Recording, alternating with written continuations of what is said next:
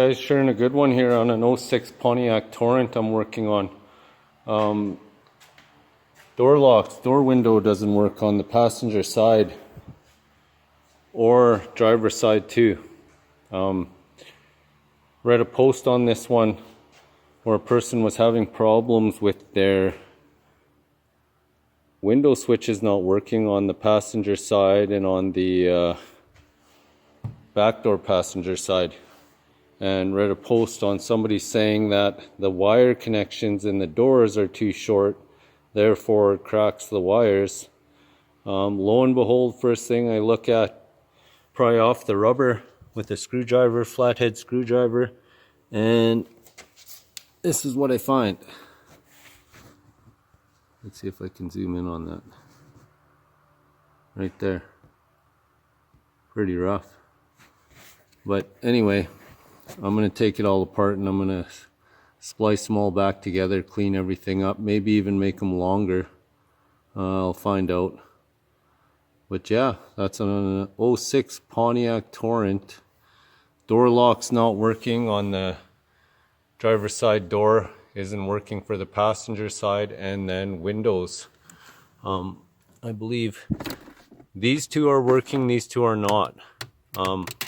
I'm going to take a guess that that wiring has something to do with the passenger door window, but the back window, if it doesn't fix that, I probably have to go check out the back door too. But the lock is working on this one. Lock isn't working on that one, and I know why. But yeah, I'm going to inspect that wiring if that doesn't fix my back window problem. I bet you got a wire problem in there. But yeah, good stuff, good find. Easy fix. It's not a motor or nothing like that, I believe, in the door or in the door locks. But I thought I'd cut this in here just to show the way I'm doing it. Now you can get really technical and you could take the door off, disconnect the wire harness, get a whole new wire harness and whatnot, and change it all up to this point because it comes apart right there. That's the real way to do it. That's the best way to do it. But I'm going to show a simple way of doing it. Non-technical, I don't know, quick fix, whatever you want to call it. All I'm doing is I'm splicing the wires. I cleaned each end of the wire off. Cut this piece of wire cover, put it back a bit. This rubber, I took this rubber off. See, this is the connection that connects right there. To get that out, you just pry this green button up. You got to squeeze it right there. Squeeze it in and pry it up, and then this will just pop right out. And then once I got that out, I just took this rubber off to clean all these. I put the rubber back on. You could put the rubber back like this and then tape it up like I just did, like that, to hold it temporarily while you clean those all. And now what I'm going to do is I'm just going to splice them all together. I'm going to connect each one. I'm going to grab each one and I'm just going to twist it together really good, and I'm going to tape them up really good because that right there will be better than what it was. But yeah, I'm just going to splice each one, and they're all color coded, like they're all the same color. You just got to match up the colors. Splice them together really good. Just grab each wire and twist them together. I'll give you a quick example. If you just grab one end of the wire and then put them together and just twist it like that and twist them together, that's when you have the two wires together. But yeah, I'm going to splice them and tape them, connect it back up, put the rubber back in there.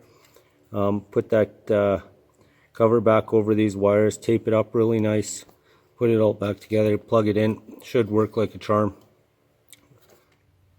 Prior to this, I showed I had it taped up and I had them all cleaned off and this ready to go.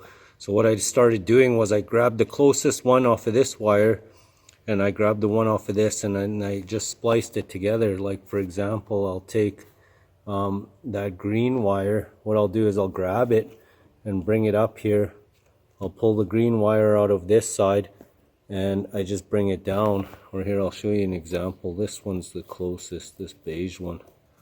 What I'll do is I'll put it back down in the wire like that, let it stick out, and I'll grab the other beige one, bring it up to it, and then I'll just twist it together like that. I'll cross it and then just twist it, and then take a piece of tape, wrap it around, put it as close to this stuff as I can, because I was taping each wire as I went.